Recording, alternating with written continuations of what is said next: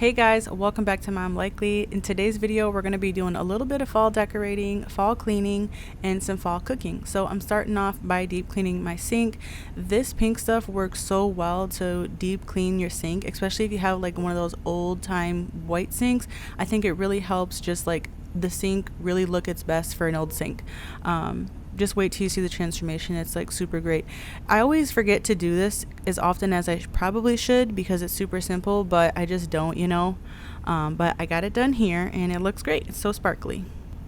I did have somebody mention to me that the product didn't work that well for them, so my other suggestion, if you want to refresh your sink, is to use Barkeeper's Friend with a little bit of soap and also, not soap, but water, and then a non-scratch sponge, and that may help too because it's more like heavy duty on like rust. Now, I said I wasn't going to be decorating that much for the rest of the year, but I just couldn't resist. I was just home, and here in Michigan, it's August now. We had our first like cool chilly day the other day, and then on this particular day it was like pretty chilly.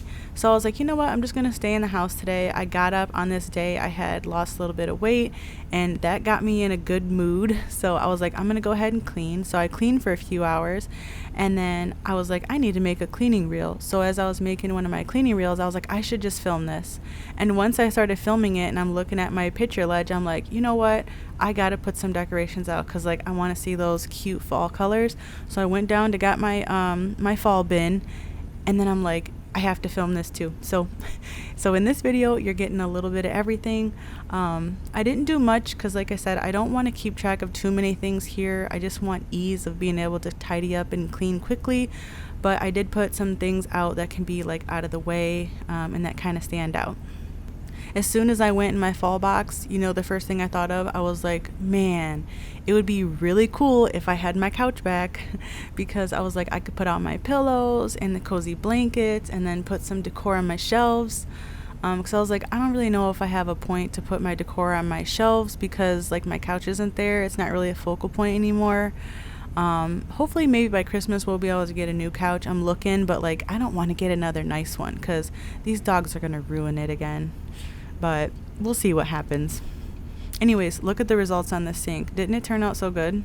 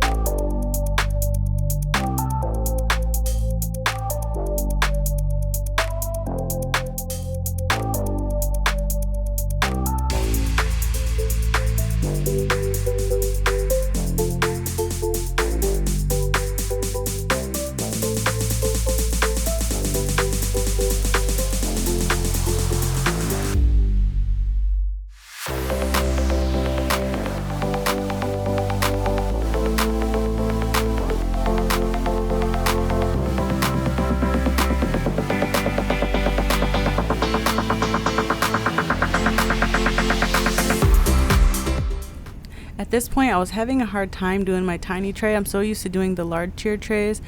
So I had to come up with an idea because this one just wouldn't stick to this tray. So I ended up getting a little bit of masking tape and I put that on the back of a few of these, and then that got it to stay. So if you have any banners that you're putting up, maybe putting a little bit of tape up before you place it onto your tier tray, that should probably help.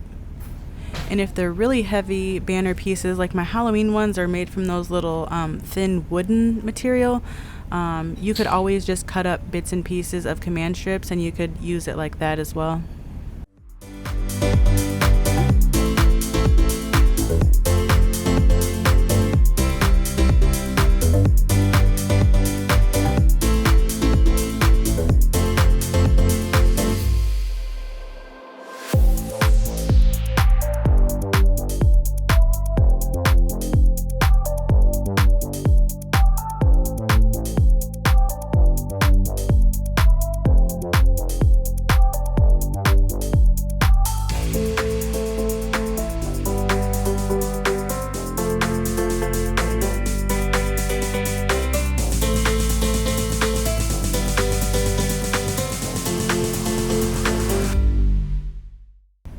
Another one of my favorite things to do when decorating is to use like the different soap jars you can find that are usually holiday themed.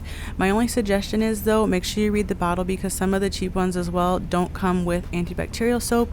So I mean, you can use the soap till it's gone and save the container, but I always like to refill them with antibacterial soap because during the holidays, at least out here in Michigan, Midwest, it's usually pretty cold and it's cold season. So we want to make sure that our hands are staying clean too. So be sure to use antibacterial soap in all your hand soap refills. And desperately needed to refill all my kitchen cleaners and sprays. I got this Scrub Daddy soap container. I thought this was super cute. I really love the spray and wash still by Dawn, but I just don't have one right now. I've been using it for cleaning jobs. So I put this one out recently and you just tap the top with your sponge and it works pretty well too. I love it.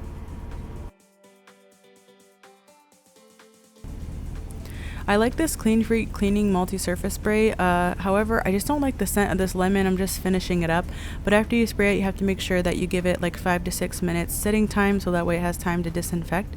I wish I could find some of the scents that I see the photos of online. The lavender one so far is the most tolerable for me. I'm just using the rest of this up because I have it. But in terms of it being like a multi-use product, it really is. I can use it on my stainless steel, on my dishwasher and refrigerator. I can use it on my surfaces. It's also safe for like a multitude of stone finishes and wood too. I also switched my vacuum cleaner to my cleaning business. I cleaned it out and I've been using it for cleaning. And I use my secondary vacuum here at home now, which is my cordless vacuum. It's the Shark Pet, I think. I can't remember the name of it exactly because James picked it out. But it works so great. I love the run time on it in the suction so much better than that old Dyson I had. I did not have a newer one, but I just could not get on board with that Dyson. It just wasn't doing it for me with all my pet hair. But this one has worked out really great for me. I have my eye on like one of those wet vacs so that way it vacuums and mops at the same time. I would really love one of those, but we'll see what happens from here till Christmas. I'll have all the cleaning products I can find linked below for you guys or link them in products. Let's finish it up here and then we're gonna go ahead and get to cooking.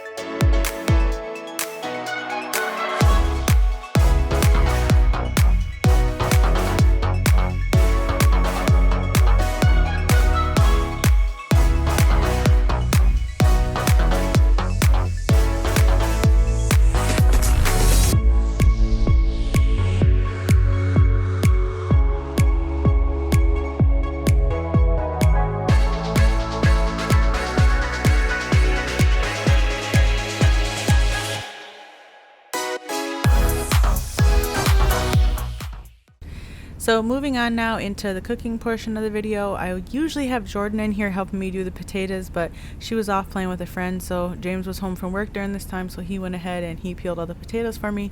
That really helped because I was able to get started on the next thing. So one of my goals this year was to work on my cooking skill set, get a little bit better at cooking different types of food. Like I explained to you in my weight loss update video, there's not very many types of meats that I actually cook, and there's just a lot of things that we just try to stay away from eating in general. And a lot of really, really good food we just save for having when we go out, and we just enjoy it how restaurants cook it. But I'm still trying to venture out and try new foods, especially things that don't include like high carb items. So for tonight's dinner, I decided to try a recipe from Pinterest. It was Swedish meatballs. This one called for no sour cream. I will say this was a good recipe. The texture was all very good, and I think it was fine. However, it was a little bland, but it was still very good and, you know, a nutrient meal. It had all, you know, good like real ingredients, and of course we just added the potatoes. However, next time I am going to try it with the sour cream, and hopefully it turns out better that way. I thought this was a cool option because I hate breadcrumbs, and this just called for a piece of bread in a food processor, so I was like, all right, score, I can definitely try that, as well as you don't have to put the carbs in with your Swedish meatballs, but you're welcome to top off whatever like carbs you like. So tonight I just used mashed potatoes, and that's what we tried. if you do decide to try this recipe, hopefully you like it. My husband, he is somebody that just loves everything to be spicy and hot, so it was definitely not his favorite meal. For me, I thought it was good because I don't mind things that are a little bit on the lighter side, because spicy foods like irritate my digestive tract. It's not like a huge irritant, but it does give me like heartburn, and it like makes my stomach burn a little bit, I guess, but nothing crazy. But I just been trying to stay away from it since I've been eating healthy. Like all those things have kind of started to correct themselves. So for this one, you just add everything in. It's half beef and half pork. So that was different to me. I really love meatball texture. However, I don't really make them much. I usually buy them if I do make meatballs. But tonight I was happy to finally try them and have a way to make them myself. But like I said, we just usually don't eat much pork. In terms of like the meat. We eat pork sausage and bacon and stuff, but just not much of the pork meat. However, this was very quick and easy, so I would like to try this again and maybe make it spicy and put it in spaghetti. I feel like that would really be good. But my kids don't like meatballs or meat, so they of course didn't eat any of this, but whatever. It was fun.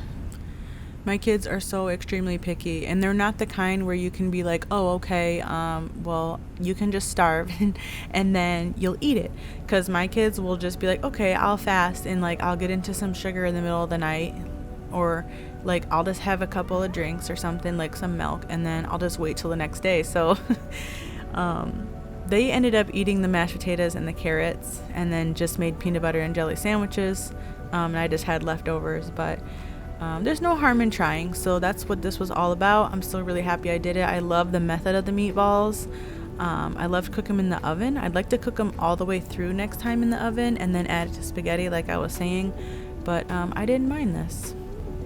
I will have this recipe in the description box in case you want to try it out. And if you do make Swedish meatballs on the regular basis and it's something that you have in your family's menu, is there any tricks to this? I would love to know. I just felt like this one, I really feel like it was the sour cream, but I just felt like it was missing that extra little tangy factor, I guess. I don't know. I've never really ate much Swedish meatballs. Like I said, the texture and the cooking all turned out fabulous. It just was missing just that little bit of extra flavoring. While I have you here and we're talking about food, I figured I would give you another update, just a verbal one. This week I did weigh in and I am down to 195. I was super shocked when I stepped on the scale and seen that, because I skipped weighing myself for a couple days, because always when I weigh myself, I do it in the morning after I use the restroom, and I do it naked. So I just skipped out on it a couple days, and then when I finally did it, I was like, oh my gosh, I was not expecting that. I thought I was going to be like maybe gaining a pound, and I had lost 2, so that was super cool. So I'm 195 now.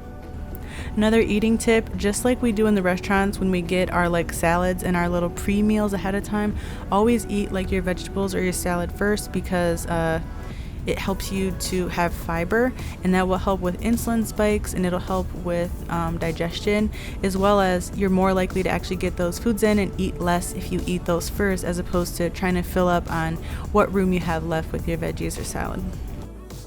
With fall here, I'm definitely excited to be cooking more. I know crock pot meals are like a really big thing. I really love my air fryer. I hope I can stay on my weight loss journey, which I'm pretty confident that I will. It's just the sweet season, and of course I want to make a few things, so it's going to be hard, but I'm definitely up for the challenge. So hopefully I can keep its course, and I'm still doing my 2 meals a day. And snacking too. I'm not like super strict about it. I eat if I need to eat, but I don't if I don't. I am so craving something pumpkin and creamy and smooth, or like something really sweet, like a frozen iced coffee. I haven't had one in so long because I quit drinking coffee, and I haven't been eating a ton of sweets. I'd go to Tony Cannoli Bakery is in Michigan here, and I go there for their little cheesecake bites, so that's been helping satisfy my sweet tooth. But I'm definitely gonna have to whip up something that's like low on the like unhealthy side, just to kind of have it more often, because I want some seasonal treats too, man. So back in another video where I was deep cleaning the kitchen, I mentioned that I want to put together my own cookbook.